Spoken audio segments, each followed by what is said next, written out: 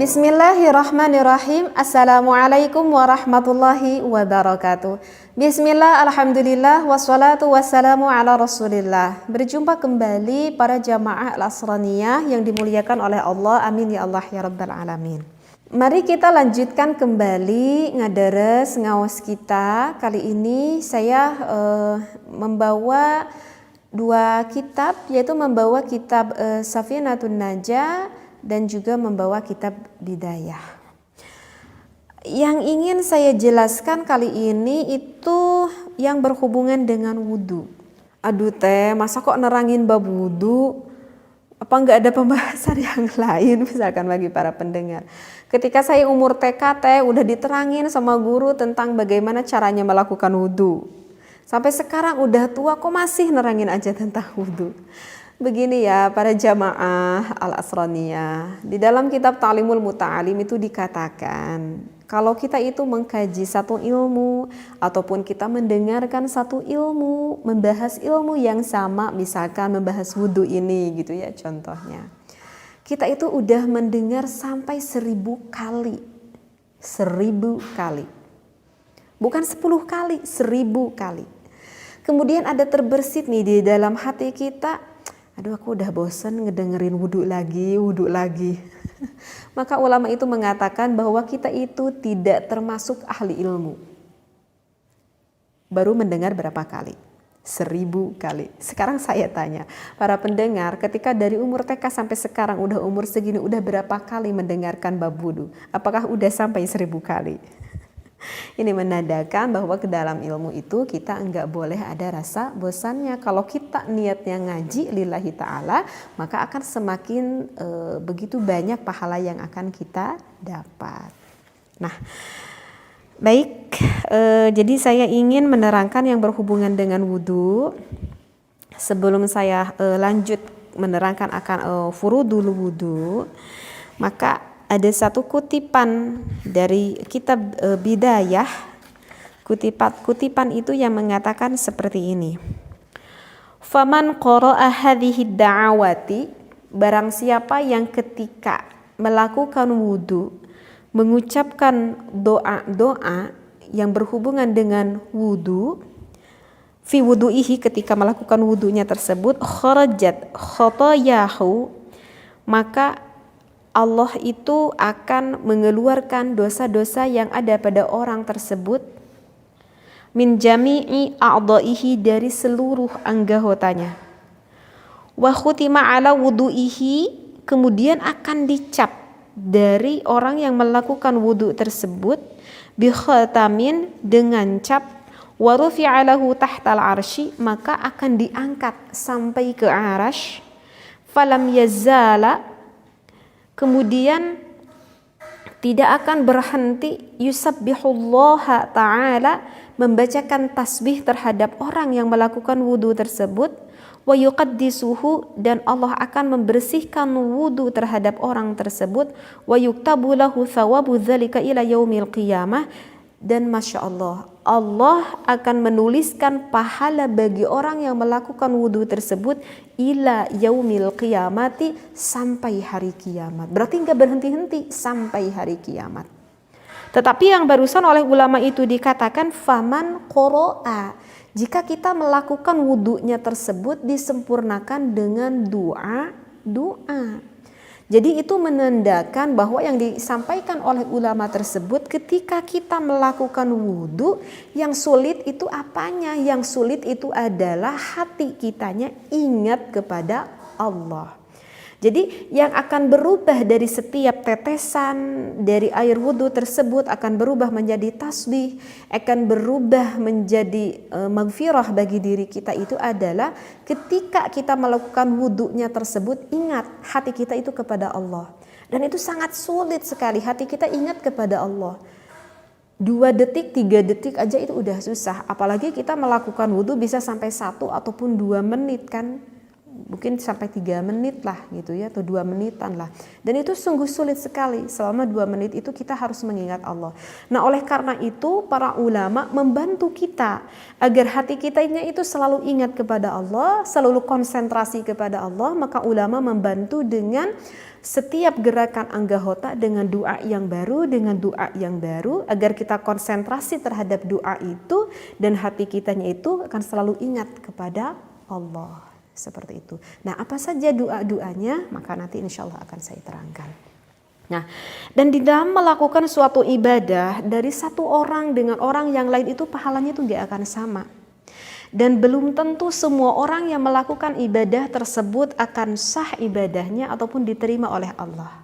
Ya, minimal ketika kita melakukan ibadah itu harus sesuai dengan syarat rukunnya. Ya, artinya di dalam kita melakukan ibadah ya harus sesuai dengan koridor ilmunya. Itu. Misalkan kita mau melakukan wudhu, sebelum wudhu kita harus tahu dulu, kita harus paham dulu apa sih syarat-syaratnya kita melakukan wudhu agar ketika kita nanti melakukan wudhunya itu sah. Berarti kan sebelum wudhu kita harus tahu dulu apa sih syarat-syaratnya. Dan ketika kita melakukan wudhu berarti kita harus mengetahui apa aja sih fardu-fardu di dalam wudhu tersebut. Dan apa saja sih yang akan membatalkan ketika saya melakukan wudhu tersebut. Berarti kita kan harus paham dulu apa saja tuh syarat wudhunya, apa saja itu fardu wudhunya, apa saja hal yang dapat membatalkan akan wudhu tersebut. Dan itu perlu mengaji kan. Nah seperti itu. Dan untuk syarat wudhu saya sudah bahas ya di video sebelumnya, di pembahasan sebelumnya. Maka kali ini saya ingin membahas tentang furudul wudhu. Saya bacakan dulu referensinya di dalam kitab Safinatun Najah yang sangat mudah sekali difahami. Faslun utawi iku fasal sawiji furudul wudu'i sitatun, bahwa fardu wudu itu ada 6. Al-awalu an-niyatu asani ghuslul wajhi. Yang pertama niat, yang kedua mencuci muka kita, as-salisu ghuslul yadaini, yang ketiga mencuci kedua tangan kita, ma'al mirfaqaini sampai kedua sikutnya.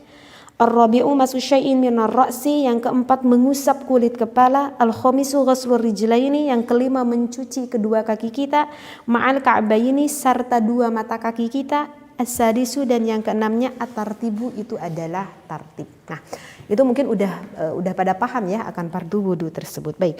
Sekarang saya ingin mengajarkan proses dari awal dulu karena biar kita semakin banyak pahalanya. Mungkin sebelum kita mau melakukan wudu, kita mulai dulu dari ketika mau masuk ke kamar mandi ya.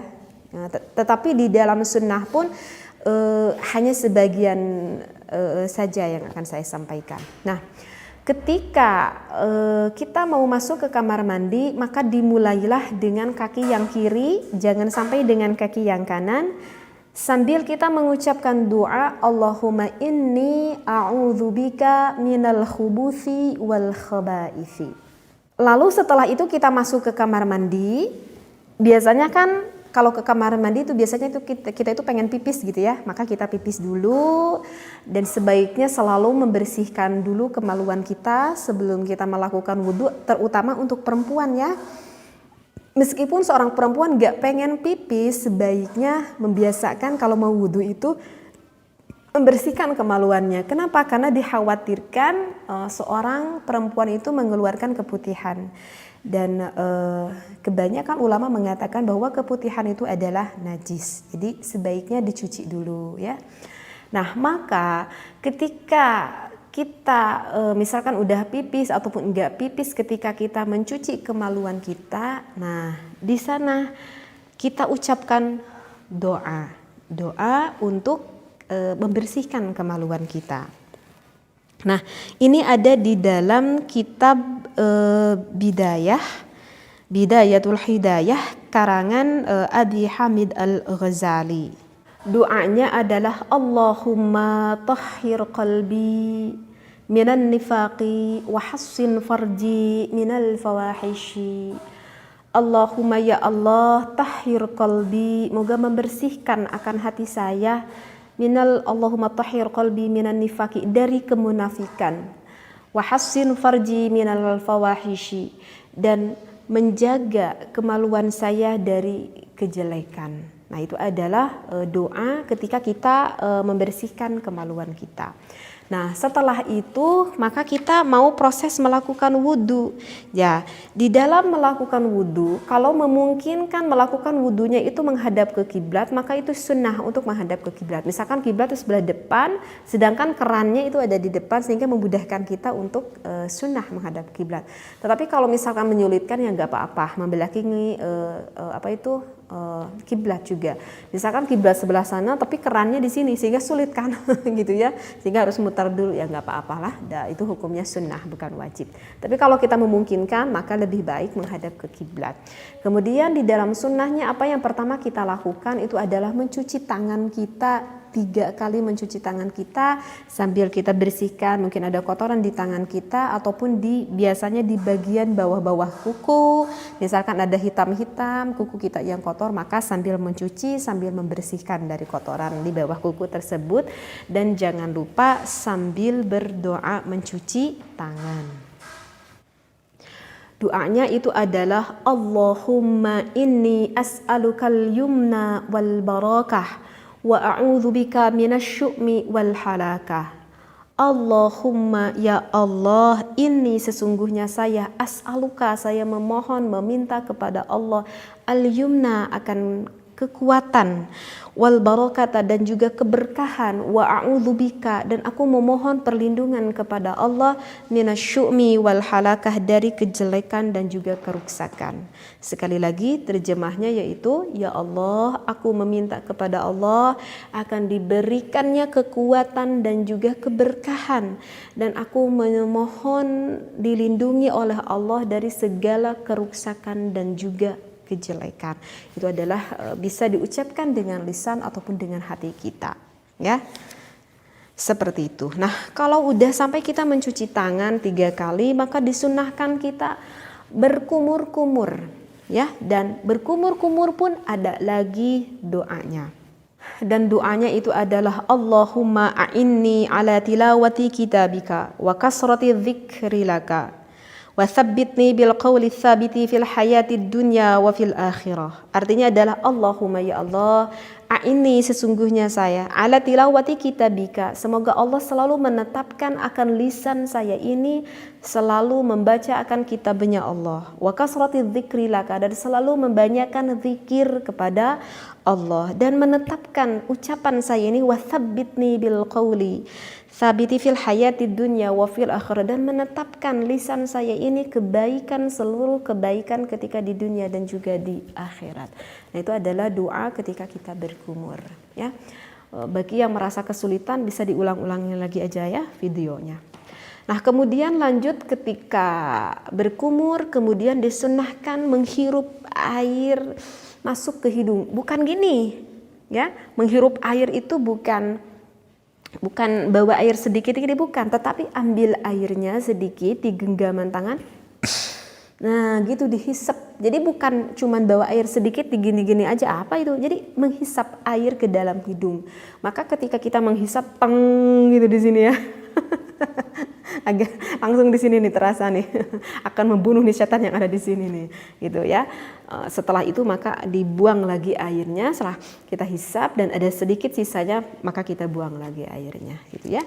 Dan maka ketika kita menghirup Allahumma arrihni raihatal jannati wa anta anni radin, ya Allah. Jadi artinya adalah Allahumma arih itu jadi ya Allah, semoga nanti di akhirat Allah memberikan saya itu bisa mencium akan surganya Allah, kurang lebih seperti itulah. Wa anta anni raddin, dan Allah itu ridho kepada saya. Dan ketika mengeluarkan air, kalau saya sih kan ya emang ketika masuk yang langsung kan keluar lagi. Jadi doanya ketika masuk dan ketika keluar ya suka saya barengin aja gitu. Dan doa ketika keluar itu adalah Allahumma inni a'udzubika min rawaihin nari wa su'id dari. Ya Allah, aku memohon perlindungan kepada Allah dari baunya neraka dan apa itu kejelekan yang ada di dalam neraka tersebut, ya. Allahumma arihni raihatal jannati wa anta anni raddin wa a'udzubika min rawaihin nari wa su'id dari. Sekali lagi, ya Allah, semoga saya nanti diberikan penciuman yang bisa menciumi wanginya surga, dan Allah tuh ridho kepada saya, dan aku memohon perlindungan kepada Allah agar nanti aku itu enggak diberi penciuman bisa menciumi baunya neraka, dan Allah itu enggak ridho kepada saya. Nah, kurang lebih seperti itu. Kecuali bagi orang yang sedang melakukan berpuasa, maka tidak perlu berkumur-kumur dan tidak perlu menghisap air ke dalam hidung kita ya, karena itu bisa saja membatalkan akan wudhunya. Seperti itu. Oh iya, dan tadi ada yang lupa ya, sebelum kita mau melakukan wudhu itu disunahkan dulu untuk bersiwak. Artinya bersiwak adalah untuk menyusur gitu ya. Nah, lantas udah itu kita langsung mau melakukan proses melakukan wudhu seperti itu ya. Apa yang pertama kali kita cuci, mungkin kita udah paham. Yang pertama kali kita cuci adalah bagian muka kita. Maka bisa bagian a'la, atasnya, ataupun ausat bagian tengahnya, ataupun bagian bawahnya. Tetapi yang sangat mempermudah itu adalah bagian atas. Dan kapan adanya niat? Adanya niat di dalam wudhu itu adalah ketika air menempel ke muka kita ya. Kalau anak kecil kan kalau diajarkan ketika kita waktu TK, ketika waktu SD, aku berpikir dulu ketika aku masih SD, aku berpikir niat itu seperti ini kan. Ketika mencuci tangan, guru kan suka mengajarkan seperti ini. Niat abdi wudu ngilangkan hadas alit fardu karena Allah Ta'ala. Nawaitul wudu'a lirafil hadasil asghari fardhan lillahi ta'ala. Ketika mencuci tangan, mengucapkan itu. Dan aku berpikir waktu aku kecil bahwa itu adalah niat. Sebetulnya itu bukanlah niat. Niat di dalam wudu itu adalah ketika air itu sampai kepada muka kita. Nah, itulah kita mengucapkan niat. Di mana tempatnya niat? Tempatnya niat itu ada al-qalbu, di dalam hati. Dan mengucapkan niat itu adalah hukumnya sunnah. Mengucapkan niat hukumnya adalah sunnah. Maka ketika sebelum niat, ketika kita mencuci tangan, mungkin kita suka mendengar ada orang lain yang mengucapkan seperti ini. Niat saya menghilangkan hadas kecil fardu karena Allah Ta'ala. Nah, itu adalah sunnah. Bukan niatnya, itu adalah sunnah. Disunatkan kita mengucapkan niat tersebut agar ketika nanti kita wudhunya konsentrasi, ingat, oh iya aku ini mau wudhu gitu maksudnya. Nah, sedangkan tempatnya niat itu ada dalam hati, pengucapannya sunnah, dan kapan mulainya itu ketika air hendak kena ke muka kita, seperti itu. Maka disunahkan ketika kita melakukan wudhu itu kan 3 kali, sehingga basuhan yang pertama itu adalah hukumnya wajib ya. Basuhan pertama itu adalah hukumnya wajib, dan basuhan yang kedua itu hukumnya sunnah jika yang kedua hukumnya sunnah itu adalah jika hati kita meyakini bahwa dalam basuhan yang pertama hati kita itu yakin bahwa muka kita itu semuanya udah rata teraliri oleh air ya. Paham? Jadi sekali lagi, basuhan pertama hukumnya wajib, basuhan kedua hukumnya sunnah jika sunnah itu meyakini basuhan yang pertama udah walatra, udah mengalir semuanya teraliri air ya. Tetapi kalau di dalam basuhan pertama saya tuh merasa kok enggak tepat, hati saya kok merasa masih ada bagian sebelah sini yang belum teraliri air, maka untuk cucian yang kedua itu hukumnya masih apa? Berarti itu hukumnya masih wajib karena belum sempurna teraliri semuanya. Baru ketika basuhan yang ketiga itu hukumnya sunnah. Nah, ketika membasuh muka itu apa batasannya? Batasannya itu adalah dari pertama kali keluarnya rambut. Ya, kemudian gimana nih kalau terkadang ada laki-laki yang pertama ada rambutnya itu di sini, pitak gitu ya. Jadi ada rambutnya di sini. Apakah mulainya di sini? Enggak, tetap aja. Karena kan waktu kecilnya mah tetap itu punya rambut ya. Ya tetap aja di sini walaupun sekarang rambutnya udah di belakang ini gitu. Kemudian untuk batasan kanan kirinya mana? Batasan kanan kirinya di telinga kita ini, ada sedikit kalau orang Sunda mah itu pepentol. Itu cepil katanya ya. Jadi ada sebagian sebelah sini bukan daunnya tapi ada ya pepentilnya ini yang kecil ini. Nah, itu ya yang harus sampai basah. Tetapi di dalam usulul fikih bagusnya itu dilebihi sampai ke daun telinganya agar meyakini bahwa pentilnya ini terbasuhi. Kemudian sampai bawahnya itu sampai mana? Ingat, bawahnya muka ini bukan ini. Bukan ini. Sampai mana kewajibannya? Sampai ini. Nah ini tuh wajib terbasuhi. Apa ini ya? Angket ya, angket. Kalau Indonesianya apa ini? Nah ini tuh wajib terbasuhi.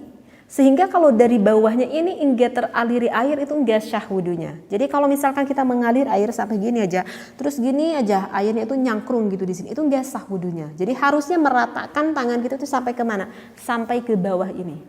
Ya, paham ya? Kecuali kalau perempuan dengan sholat ini aurat, ini gak boleh harus tertutup. Tapi kalau sedang wudu, ini harus terbasahi. Baik, paham ya? Sambil kita mengucapkan doa ketika kita mengaliri muka kita. Allahumma bayyid wajhi binurika yawma tabyaddu wujuhu awliyaika wa la tusawwid wajhi bidzulumatika yawma taswaddu wujuhu a'daik.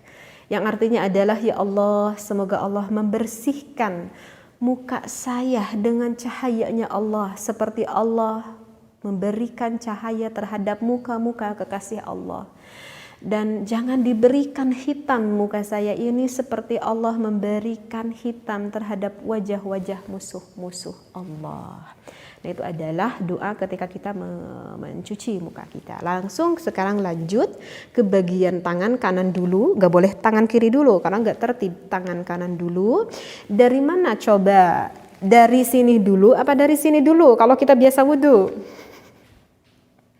Sunnahnya itu bukan dari sini dulu. Kalau misalkan air mengalir kita itu ngangsongkeun penangan nanti bukan ini dulu tetapi gini. Jadi yang pertama kita basuh, yang pertama kita cuci itu adalah ini tungtung ramo nepikeun ka dieu tah. Ini kewajibannya sampai sikut. Tetapi di dalam usulul fikih lebihilah dari sikut ini agar menyempurnakan wudhu kita. Kita lebihi sampai kira-kira 4 batas ramo kita. Berarti kalau dihitung sampai gini. Nah, sampai ke sinilah kewajibannya. Jadi jangan sampai pas di sini karena kalau sampai kita mengalir sampai pas di sini dikhawatirkan ada sedikit aja yang enggak teraliri air maka itu enggak syah wudhunya. Oleh karena itu di dalam usulul fikih lebihilah agar meyakini bahwa sikutnya ini terbasahi. Jadi mengalir dari sini kira-kira lebih. Ya, paham ya? Sama hukumnya seperti kita mengaliri di dalam mencuci muka. Yang pertama wajib, yang kedua sunnah, yang ketiga sunnah, yang kedua hukumnya sunnah jika yang pertama itu wajib.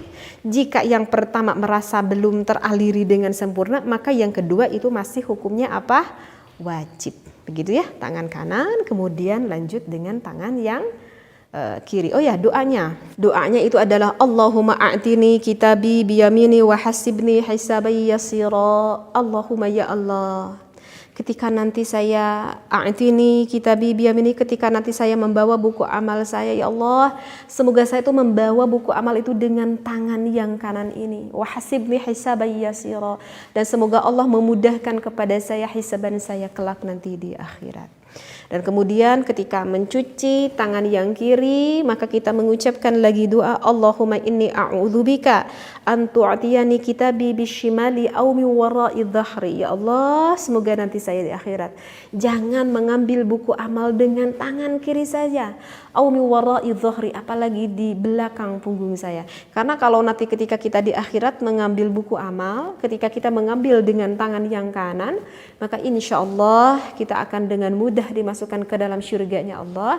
Ketika kita mengambil dengan tangan kiri, maka kita akan dimasukkan ke dalam nerakanya Allah. Aw mi wara'i dhahri, yang lebih bahaya adalah mengambil dengan di belakang punggungnya, itu artinya adalah seorang yang akan kekal di dalam nerakanya Allah. Na'udzubillah summa na'udzubillah min dzalik.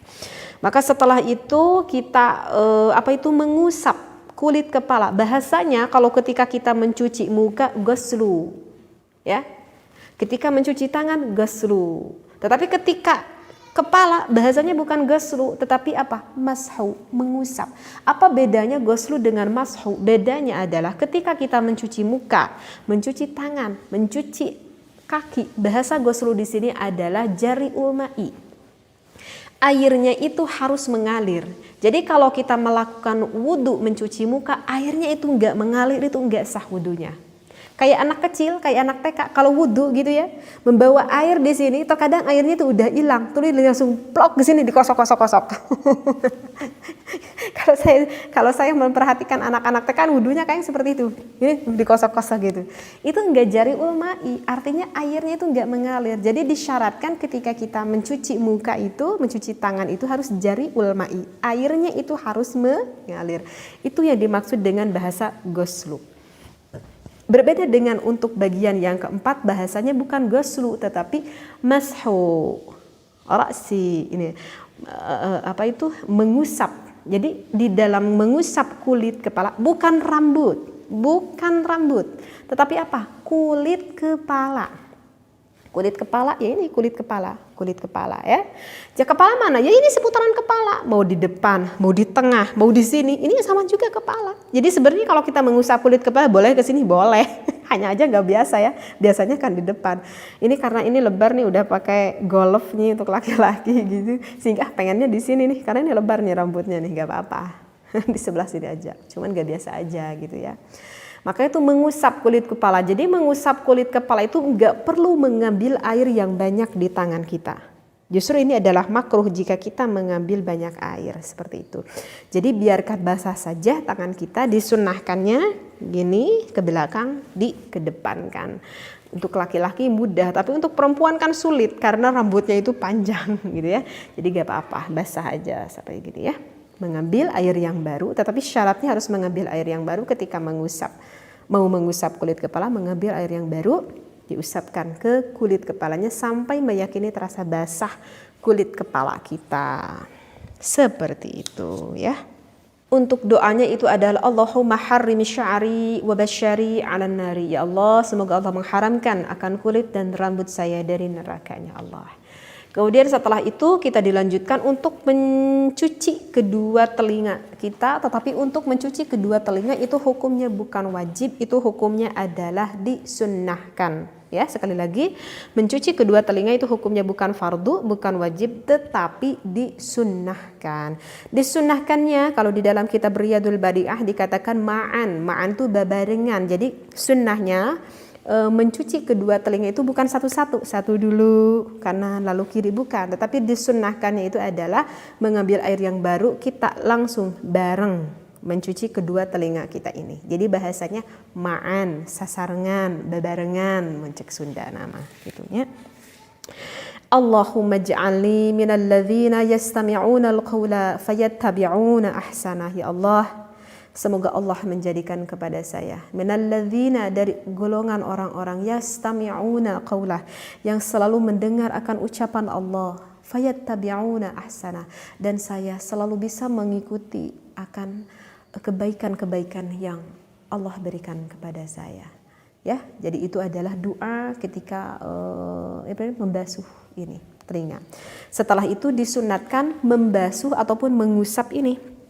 Mengusap ini baru tahu ya. Ya udah ini telinga ini sunnah. Ambil lagi tangan yang baru, air yang baru, sambil mengusap ke sini. 3 kali, mau telinga 3 kali, mau mengusap ini juga 3 kali. Enak tuh, dingin ya. Ketika kita mengusapkan ini, maka sambil kita berdoa, Allahumma fukka raqabati minan nari wa a'udzuka minas salasili wal aghlali. Ya Allah, Allahumma fukka raqabati, ya Allah, semoga Allah itu menjaga ataupun menjauhkan saya dari neraka dan juga dari belenggunya rantai neraka. Salasil itu adalah rantai neraka. Wal aghlali itu artinya adalah belenggu neraka. Nah, udah itu maka kita kebasuhan yang terakhir adalah membasuh kedua kaki kita. Ini juga sama bahasanya ghuslu, sama ketika kita mencuci kaki sama seperti kita mencuci tangan kita, dimulainya dari ujung ramok kaki kita ya, jari-jari kaki kita. Bukan awal dari mata kaki tapi dari ujung jari-jari kaki dulu, yang kanan diratakan sampai ke atas kaki. Jangan sampai ke batasan mata kaki ya, tapi di atas mata kaki tersebut. Ketika kita mencuci kaki yang kanan, kita mengucapkan doa Allahumma tsabbit qadami 'alas siratil mustaqim ma'a aqdami min ibadikas shalihin. Ya Allah, ketika nanti saya di akhirat, ya Allah, semoga menetapkan kaki saya seperti Allah menetapkan kaki-kaki orang yang saleh, orang-orang yang soleh ya. Ketika kita membasuh kaki yang kiri, Allahumma inni a'udzubika an tazilla qaddami 'ala sirati fin nari yauma tazillu aqdamul munafiqin wal musyrikin. Ya Allah, semoga ketika saya mencuci kaki yang kiri ini, saya itu tidak terpeleset seperti terpelesetnya kaki-kaki orang yang munafik dan orang-orang yang musyrikin semuanya. Na'udzubillah summa na'udzubillah min dzalik. Nah, itu adalah proses dari awal sampai akhir kita melakukan wudu. Setelah itu kita disunnahkan untuk mengucapkan doa setelah wudu. Mungkin sudah pada paham ya. Asyhadu an la ilaha illallah wahdahu la syarikalah sampai selanjutnya sampai Allahumma ij'alni minat tawwabin waj'alni minal mutatahhirin waj'alni min ibadikas salihin. Sebetulnya sih ini kalau kita lihat di dalam kitab Bidayah itu masih panjang sekali doanya setelah melakukan wudu tersebut, tetapi yang udah yang simple aja, yang pendek aja, yang dibaca oleh kita seperti itu ya. Jadi dari dalam wudu ini saya ingin tekankan barusan banyak sekali poin yang kita dapat yang harus saya ingatkan ketika mencuci muka, mencuci tangan, mencuci kaki itu bahasanya ghuslu adalah syaratnya harus jari'ul ma'i, mengalirnya air. Tetapi ketika mengusap kulit kepala itu artinya adalah bahasanya itu adalah mashu ya. Jadi tidak diwajibkan untuk mengalir air ketika mengusap kulit kepala. Dan mesti diingatkan bahwa niatnya berwudu itu adalah ada di dalam hati ketika mengalirnya air ketika kita mencuci muka kita ini. Dan yang paling penting saya ingatkan, kalau kita ingin mendapatkan wudunya, mendapatkan pahala yang begitu besar seperti apa yang sudah saya sampaikan di dalam kitab Bidayatul Hidayah tersebut, barang siapa yang melakukan berwudu hatinya ingat kepada Allah dan mengucapkan doa-doa seperti yang sudah saya sampaikan, maka akan berubah dari aliran air tersebut menjadi tasbih, yang tasbih tersebut menjadi istighfar yang terus mendoakan kita yaumal qiyamah sampai pada hari kiamat. Oleh karena itu mulai dari sekarang hafalkan dan amalkan. Aduh teh, saya umur udah 70 tahun, saya nggak sanggup kalau harus menghafal itu. Sebetulnya akan ada kesanggupan kalau ada i'tiqodiyah yang kuat, kemauan yang kuat ada di dalam hati kita. Kita harus naik kelas dong. Jangan sampai ibadah kita itu sama kayak anak TK itu ibadahnya segitu. Kok sekarang saya udah umur 60 tahun masa ibadahnya tetap aja begini? Naik dong. Nah, kalau misalkan yang udah cukup umur tua sehingga sulit untuk menghafal al-biyahnya, maka cukup dengan menghafal maknanya ataupun artinya saja ya. Kalau bagi yang merasa kesulitan apa yang sudah saya sampaikan sekarang untuk info enggak sulit, coba kita cari di Google, di sana akan banyak sekali doa-doa untuk khusus untuk wudu. Di sana banyak sekali infonya ya, bisa dihafalkan dari Google tersebut ya kalau kita sulit mencari kitabnya. Kita dihafalkan. Ingat saya dulu juga ketika waktu gadis saya mempraktekkan ini memang nggak mudah juga. Satu-satu aja dulu. Misalkan saya menghafal dulu, menalar dulu apa itu doa ketika masuk ke kamar mandi dulu. 2 hari atau 3 hari itu aja satu dulu. Setelah saya hafal kemudian menerapkan, menghafalkan doa untuk mencuci kemaluan. Dipraktekkan sekira-kira 2 harian itu aja gitu ya. Jadi kan udah ada 2 yang saya pahami dan sudah saya amalkan. Dan ini gak akan sulit untuk kita menghafal karena bayangkan di dalam 1 hari minimal kita melakukan wudhu 5 kali. Berarti ada 5 kali proses penghafalan yang bisa kita amalkan. Sehingga itu akan lebih memudahkan untuk kita di dalam penghafalan tersebut ya. Maaf sekali penerangannya ini agak panjang banget, saya juga agak ngos-ngosan gitu ya. Meskipun ini sebetulnya masih banyak yang belum saya sampaikan, tapi karena takut kepanjangan ya, mudah-mudahan segini pun yang penting bisa kita amalkan. Wallahu a'lam, wabillahi taufiq wal hidayah. Wassalamualaikum warahmatullahi wabarakatuh.